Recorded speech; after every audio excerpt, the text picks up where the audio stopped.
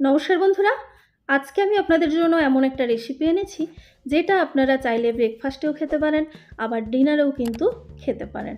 আর সেই সঙ্গে রেসিপিটা দেখেই বুঝতে পারছেন যে কতটা টেস্টি হতে পারে। শুধু টেস্টি নয় বন্ধুরা, ভীষণ হেলদি। আর বাড়িতে থাকা একেবারে কম উপকরণ দিয়েই এই রেসিপি বানানো যায়। আর কতটা সফট হয়েছে রেসিপিটা আপনারা দেখেই নিশ্চয়ই বুঝতে পারছেন।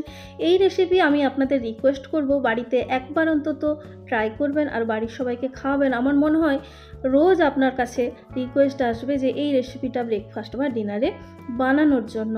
আর সবচেয়ে বড় কথা, এক্ষেত্রে আপনার পরিশ্রমটাও হবে একেবারে কম। আর এই রেসিপি বানাতে কিন্তু খরচটাও সেইভাবে কিন্তু বেশি হবে না। মানে সব দিক দিয়ে কিন্তু একটা পারফেক্ট গরমের রেসিপি। একবার না ট্রাই করলে টেস্ট বুঝতে পারবেন না। অবশ্যই আবারও রিকোয়েস্ট, রেসিপিটা ট্রাই করবেন। তো চলুন দেখা যাক এর জন্য কি করতে হবে। একটা মিক্সার গ্রাইন্ডার জার নিয়েছি দেখুন। সেই জারের মধ্যে আমি দিচ্ছি সুজি। এখানে আমি একটা 180 ml চায়ের কাপে 1 কাপের থেকে একটু কম পরিমাণে সুজি দিচ্ছি। কাপটা যদি 150 ml বা 160 ml হয়, তার ভর্তি 1 কাপ সুজি দিয়েছি এটা।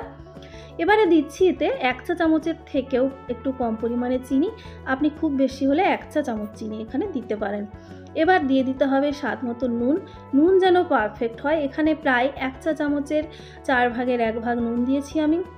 আর দিচ্ছি বন্ধুরা সাদা তেল। এখানে সাদা তেল দিয়ে দিচ্ছি 1 চা চামচ ভর্তি করে। এই তেলটা অবশ্যই কিন্তু অ্যাড করতে ভুলবেন না। এবার দিয়ে দিচ্ছি বন্ধুরা টক দই। এখানে টক দই যে কাপের আমি সুজি দিলাম সেই কাপের 4 ভাগের 1 ভাগ টক দই দিলাম। টক দই কতটা জল রয়েছে তার উপরে জলটা কম বেশি হতে পারে। তো বন্ধুরা আমি আপাতত এখানে দেখুন হাফ কাপ জল অ্যাড করছি। দইতে যদি জল বেশি থাকে তাহলে হাফ কাপই যথেষ্ট। আর যদি কম পরিমাণে থাকে সেক্ষেত্রে একটু বেশি লাগলেও লাগতে পারে। ভালো করে মিশিয়ে আমি আপনাদের দেখাচ্ছি। দেখুন সমস্ত কিছু মেশালে ঠিক এই রকম হবে। এটাকে এখন আমি মিনিট 5 রেস্টে একটু রেখে দিচ্ছি। অন্তত 2 থেকে 3 মিনিট রেস্টে রাখবেন। তারপরে ভালো করে এটাকে গ্রাইন্ড করে নিতে হবে। একবারে মিহি করে কিন্তু এটা গ্রাইন্ড করতে হবে। তো গ্রাইন্ড করেছি, আমি আপনাদের দেখাচ্ছি। দেখুন এটা দেখতে ঠিক কীরকম হয়েছে। একদম মিহি করে কিন্তু বাটতে হবে এটাকে। দেখতে পাচ্ছেন কনসিস্টেন্সি ঠিক কীরকম আসবে। এবারে এটাকে আমি একটা বাটির মধ্যে ঢেলে নিচ্ছি।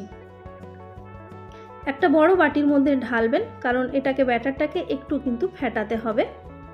তো ব্যাটারটা ঢেলে নিচ্ছি বন্ধুরা। এই ব্যাটারটার কাজ কিন্তু আরও একটু বাকি থাকলো, মানে পুরো ব্যাটার তৈরি কিন্তু এখনও কমপ্লিট হয়নি। কমপ্লিট করার আগে আপনি যে পাত্রে রেসিপিটা তৈরি করবেন, সেটা স্টিলের প্লেট হোক, বাটি হোক, যে কোনো বা স্টিলের থালা, সেটাকে অবশ্যই অল্প তেল ব্রাশ করে দিতে হবে।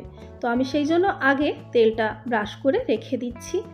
এবার যেটা করব বন্ধুরা, এর মধ্যে অ্যাড করব ইনো ফ্রুট সল্ট। তো এখানে বন্ধুরা বাজারে ছোট পাউচও পাওয়া যায়, আবার এর কিন্তু ছোট ছোট জারও পাওয়া যায়। আমি এখানে হাফ চা চামচ ইনো দিয়ে দিলাম। ইনোটাকে অ্যাক্টিভ করার জন্য এই ইনোর ওপরে অল্প একটু জল দিলাম। একেবারেই বেশি কিন্তু দেবেন না, তাহলে কনসিস্টেন্সি পাতলা হয়ে যাবে। এবার বেশ ভালো করে মিশিয়ে এটাকে ফেটিয়ে নিতে হবে খুব ভালো করে। দেখুন প্রায় ফুলে ডবল হয়ে গেছে, এরকম কিন্তু একটা দেখতে হবে ইনোটা দেওয়ার পর। ইনো দিয়ে ব্যাটারটাকে বন্ধুরা একেবারেই ফেলে রাখলে হবে না, রেসিপি সঙ্গে সঙ্গে রেডি করতে হবে, এটা কিন্তু মাথায় রাখুন। এবারে এই প্লেটের মধ্যে ব্যাটারগুলো দিয়ে দিচ্ছি। প্লেটটা আপনি যেরকম সাইজের নেবেন সেই মতো ব্যাটার দেবেন, তবে ব্যাটার যেন খুব বেশি মোটা না হয় দেখবেন। তো বন্ধুরা ওই প্লেটগুলোতে তো ধরলো না দেখলেন। আমি একটা টিফিন বক্সে ঢাকাতে তৈরি করছি, আপনি যা খুশি ব্যবহার করতে পারেন, আগেই বলেছি। কিন্তু তেলটা অবশ্যই ব্রাশ করে তারপরে ব্যাটারটা দেবেন। ওপর থেকে একটু দেখতে ভালো লাগবে এবং সেই সঙ্গে একটু ঝাল ঝাল ভালো লাগবে যাদের, তারা একটু অবশ্যই ওপর থেকে লঙ্কা গুঁড়ো ছড়িয়ে দেবেন। ঝাল পছন্দ করলে একটু বেশিও দিতে পারেন। সবগুলোতেই আমি এই লঙ্কা গুঁড়ো ছড়িয়ে দিয়েছি। আর এই বন্ধুরা ব্যাটারটা রেডি করার আগে কড়াই বসিয়ে দিয়েছিলাম, জল ফুটছে দেখতে পাচ্ছেন। তাতে একটা স্ট্যান্ড দিচ্ছি, স্ট্যান্ডটা কিন্তু ঠিক জলের ওপরটাতে আছে দেখতে পাচ্ছেন। এবারে তার উপরে একটা প্লেট বসিয়ে দিচ্ছি, যাতে স্টিম হওয়ার সময় এর ব্যাটারের মধ্যে জলটা ডাইরেক্ট না লাগে। এবারে এই যে প্লেটগুলো আমি রেডি করেছিলাম সেটা বসিয়ে দিচ্ছি। এই একই কাজটা আপনি যদি আপনার বাড়িতে ইডলি মেকার থাকে, ইডলি মোল্ডেও কিন্তু করতে পারবেন। যে কোনোভাবে এটাকে স্টিম করে নিতে হবে। আর ফুটছিল দেখছেন, ফ্লেমটাকে লো করে খুব বেশি হলে 7 থেকে 8 মিনিট ঢাকা দিয়ে রাখুন, তাহলেই হবে। তো এটা ঢাকা দিয়ে রাখছি।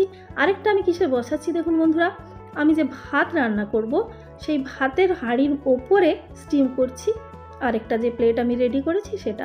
তো বাড়িতে গেস্ট এলে আপনি যখন ভাত রান্না করছেন সেই সময় কিন্তু গরমে এই রেসিপিটা চাইলেই 10 মিনিটের মধ্যে আপনি বানিয়ে দিতে পারবেন, যে যে উপকরণগুলো বললাম সেটা যদি বাড়িতে থাকে। তো প্লেটটা বসিয়ে এটাকেও সেই একইভাবে 8 থেকে 10 মিনিট আমি স্টিম করে নেব।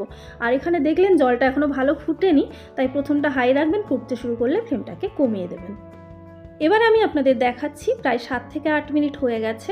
তো এটা পুরোপুরি কুক হয়েছে কি না, স্টিম হয়েছে কি না, আঙুলে একটু জল নিয়ে নেবেন, তারপরে এর উপরে লাগিয়ে দেখবেন যে চিটচিটে ভাবটা আছে কি না। যদি দেখেন একেবারে চিটচিটে ভাব নেই তাহলে বুঝবেন যে এটা রেডি হয়ে গেছে।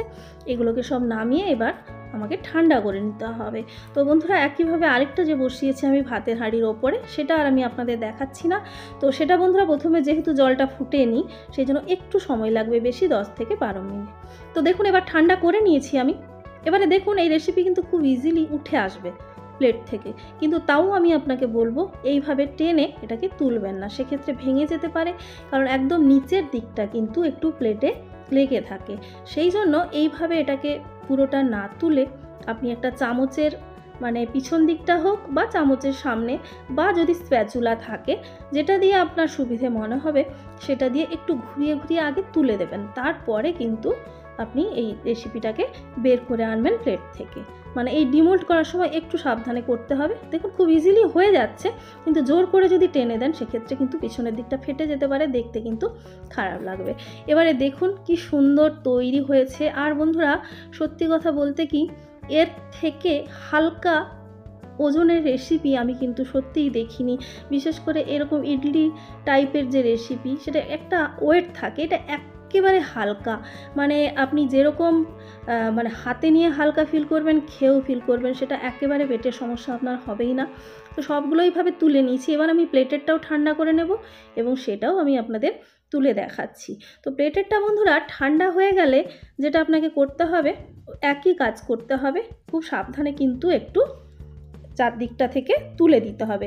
এরকম স্প্যাচুলা দিয়ে কিন্তু মানে সিলিকনের যে স্প্যাচুলা হয় সেটা দিয়ে কিন্তু খুব সহজে এগুলো উঠে আসে।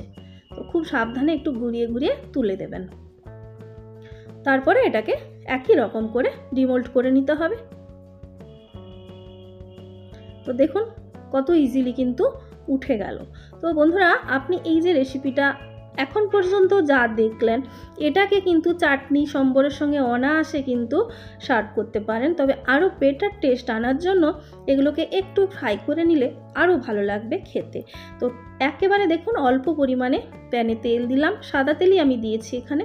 তেলটা গরম হলে সেখানে আমি কয়েকটা ফোড়ন দিচ্ছি। দেখুন সাদা জিরে খুবই অল্প পরিমাণে, অল্প কয়েকটা মানে কালো জিরে আর কালো সর্ষে অল্প পরিমাণে দিয়ে দিচ্ছি, এবং কয়েকটা কারি পাতা, আর যদি ধনে পাতা থাকে কয়েকটা ছড়িয়ে দেবেন। এই 1, 2, 4টে দেওয়ার জন্যই এই রেসিপির টেস্ট কিন্তু অনেকটাই বন্ধুরা বেড়ে যাবে।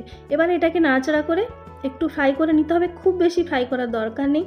এরকম সবুজ কালার থাকতে থাকতে এর ওপরে এবার যেটা আপনি ফ্রাই করবেন সেটাকে দিয়ে দিতে হবে। এবারে আপনি আগেই বলেছি ফ্রাই না করেও কিন্তু এটা খেতে পারবেন। আর ফ্রাই করলে বন্ধুরা বিশ্বাস করুন এর সঙ্গে আর সেরকম কিছু লাগে না, এটা শুধুও আপনি সার্ভ করতে পারবেন।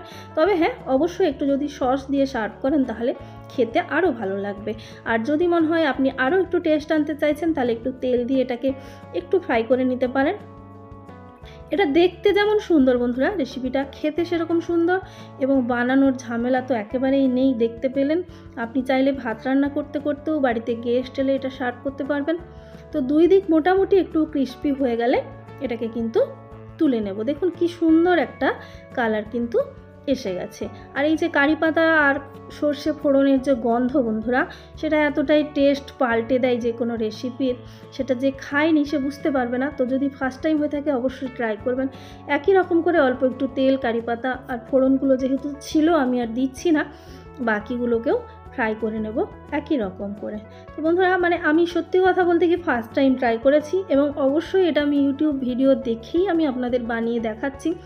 তো ভিডিও পুরোপুরি দেখিনি, যাই হোক মোটামুটি একটা আইডিয়া আমি ইউটিউব থেকে পেয়েছি। একদম মানে বানিয়ে মানে এতটাই মজা পেয়েছি, এবং খেয়েও ভীষণ ভালো লেগেছে, বা মানুষকে খাইয়েও এটা কিন্তু ভালো লাগবে।